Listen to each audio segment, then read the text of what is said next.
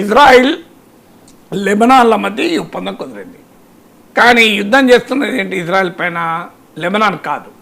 Lebanon army Israel పైన యుద్ధం చేయడం లేదు. యుద్ధం చేస్తున్నది హిజ్బుల్లా. విచిత్రం ఏంటంటే ఈ చర్చలో హిజ్బుల్లా లేదు. అఫ్కోర్స్ హిజ్బుల్లా కూడా హానర్ చేస్తామని ప్రకటించింది, కానీ ఒప్పందం అనేది ఇజ్రాయెల్ తో హిజ్బుల్లాకు ఉండాలి. కానీ మేము హిజ్బుల్లాతో ఒప్పందం చేసుకోమని నెతన్యాహు ప్రకటించేశాడు. హిజ్బుల్లా లేకుండా లెబనీస్ ఆర్మీ యుద్ధంలో లేకపోతే సీజ్ ఫైర్ ఏంటి?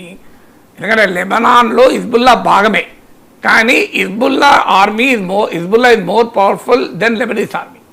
ఇప్పుడు చేసుకుంటున్నది ఏంటంటే లెబనీస్ ప్రైమ్ మినిస్టర్తో, సో ఆయనతో ఒప్పందం చేసుకుంటే హిజ్బుల్లాతో ఫైట్ చేస్తూ లెబనీస్ ప్రభుత్వంతో ఒప్పందం చేసుకుంటే దాని ప్రాబ్లం ఉంటుందా? ఇది కాకుండా ఏమంటున్నా అంటే లెబనాన్లోని సౌత్ లెబనాన్లో ఈ మార్చ్ 2 అంటే ఫిబ్రవరి 28న అమెరికా, ఇజ్రాయెల్ ఇరాన్పై యుద్ధం చేస్తే ఇరాన్కు మద్దతుగా హిజ్బుల్లా మార్చ్ 2 ఎంటర్ అయింది.